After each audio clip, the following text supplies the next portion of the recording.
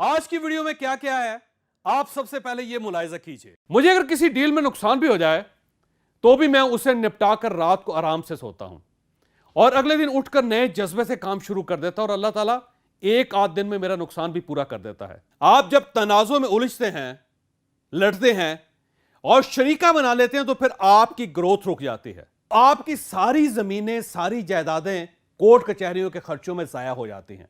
वो लोग जो मामूली लेन देन को तनाजे को झगड़ा और झगड़े को लड़ाई में तब्दील कर देते हैं, वो बर्बाद हो जाते हैं। आप अगर हर जगह लड़ते रहेंगे तो आप और आपका खानदान जिंदगी में आगे की बजाय पीछे दौड़ने लगेगा।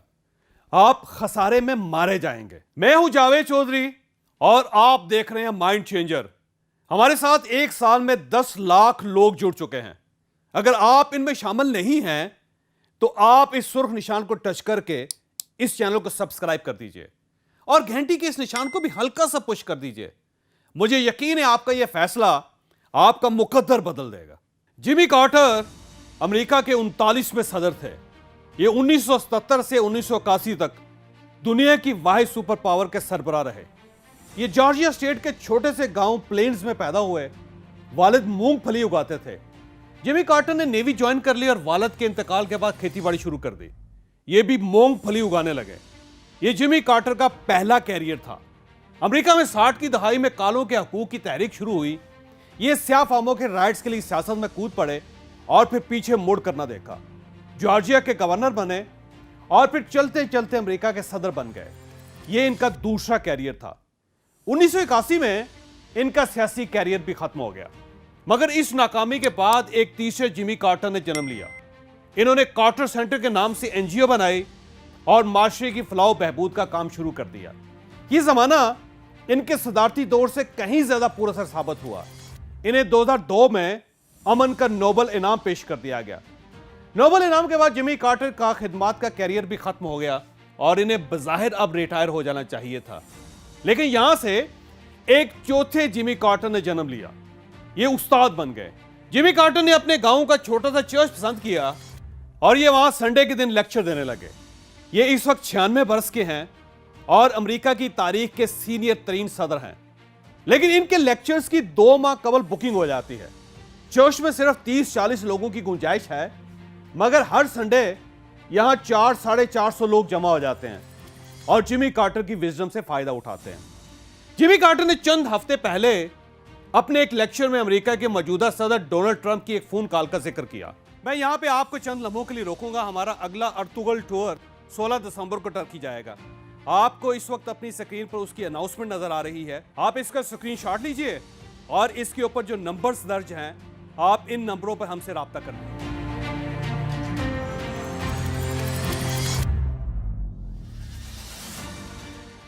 हम दोबारा अपनी स्टोरी की तरफ वापस आते हैं। इनका कहना था, डोनाल्ड ट्रंप ने मुझे फोन किया और मुझसे पूछा, सर चीन बड़ी तेजी से पूरी दुनिया की मैशत पर हावी हो रहा है, हम इसका कैसे मुकाबला कर सकते हैं?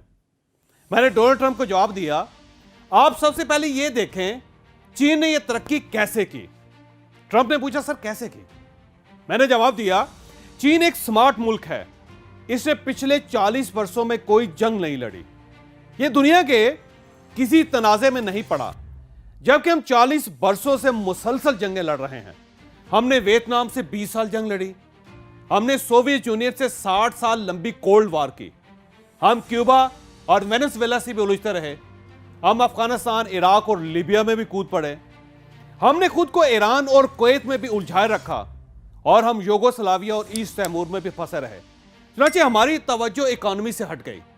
हम एक जंगजू कौम बन गए और जनाब सदर ये याद रखें, दुनिया की कोई कौम इतनी जंगों का बोझ नहीं उठा सकती। लिहाजा मेरा मशवरा है, आप अगर चीन का मुकाबला करना चाहते हैं तो फिर आप पहले चीन के मॉडल पर चले जाएं। आप जंगें और तनाज़े खत्म कर दें और सिर्फ इकोनॉमी पर तवज्जो दें। आप चीन के मुकाबले के काबिल हो जाएंगे।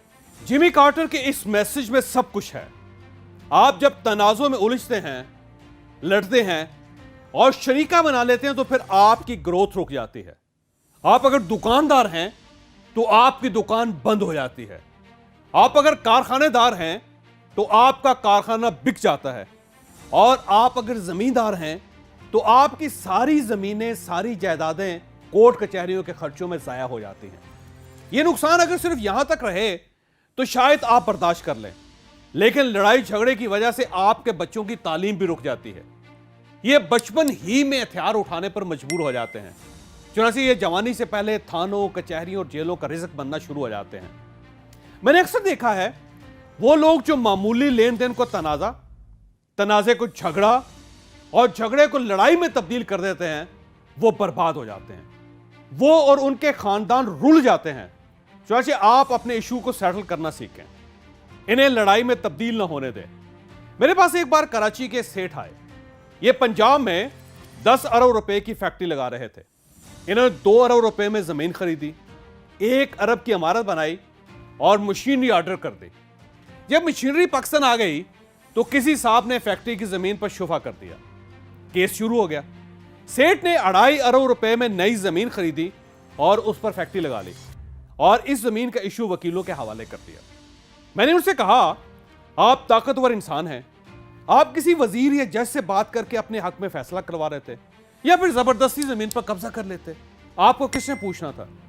सेठ साहब ने बड़ी पते की बात की। उन्होंने कहा, क्या मेरा दिमाग खराब है? मैं अगर इस जमीन के लिए लड़ पड़ता तो मेरा ज्यादा नुकसान हो जाता, मेरे खिलाफ मुकदमा बन जाता, मुझे चोट लग जाती या फिर मैं कत्ल हो जाता। दूसरा, इस दौरान ये इशू लिंगर ऑन भी हो सकता था। मेरी 5 अरब रुपए की मशीनरी पोर्ट पर पड़ी थी, ये वहां पड़ी पड़ी खराब हो जाती, मैं पूरी तरह बर्बाद हो जाता। मैंने इसकी बजाय नई जमीन खरीदी और फैक्ट्री लगा ली। मैं अब फैक्ट्री के मुनाफे से वकीलों की फीसें दे रहा हूं। 2-4 साल बाद जब जमीन के केस का फैसला हो जाएगा तो 2 अरब रुपए की जमीन 4-5 अरब रुपए की हो चुकी होगी। चनाचे मुझे लड़ने की क्या जरूरत है? मुझे अपने आप को बीमार या जख्मी करवाने की क्या जरूरत है? आप यकीन करें, सेठ की अप्रोच ने मेरे दिमाग की बत्ती रोशन कर दी और मैंने उस दिन के बाद अपना कोई तनाजा, अपना कोई इशू एक दिन से आगे नहीं जाने दिया। मुझे अगर किसी डील में नुकसान भी हो जाए तो भी मैं उसे निपटा कर रात को आराम से सोता हूं और अगले दिन उठकर नए जज्बे से काम शुरू कर देता और अल्लाह ताला एक आध दिन में मेरा नुकसान भी पूरा कर देता है। मैं बात आगे बढ़ाने से पहले आपको यह भी बताता चलूं कि उस जमीन का फैसला बहरहाल उस सेठ के हक में हो गया और उसने 2 अरब रुपए की वो जमीन 4.5 अरब रुपए में फरोख्त की। लिहाजा आप खुद फैसला कर लीजिए, वो अगर उस जमीन के लिए लड़ पड़ता तो क्या होता? उसका वक्त, पैसा और एनर्जी तीनों जाया हो जाती। चुनांचे आप अगर जिंदगी में आगे बढ़ना चाहते हैं तो अपने तनाजे निपटाना सीखें, अपने दुश्मन के साथ मेज पर बैठें, गुफ्तगू करें, लेन देन करें और अपने इशू खत्म कर दें। आप जिंदगी में आगे बढ़ते रहेंगे। आप अगर हर जगह लड़ते रहेंगे तो आप और आपका खानदान जिंदगी में आगे की बजाय पीछे दौड़ने लगेगा। आप खसारे में मारे जाएंगे। अगर आपको यह वीडियो पसंद आई तो आप इसे किसी न किसी के साथ शेयर कीजिएगा। ये इंशाल्लाह किसी न किसी का माइंड और फिर मुकद्दर जरूर बदलेगी।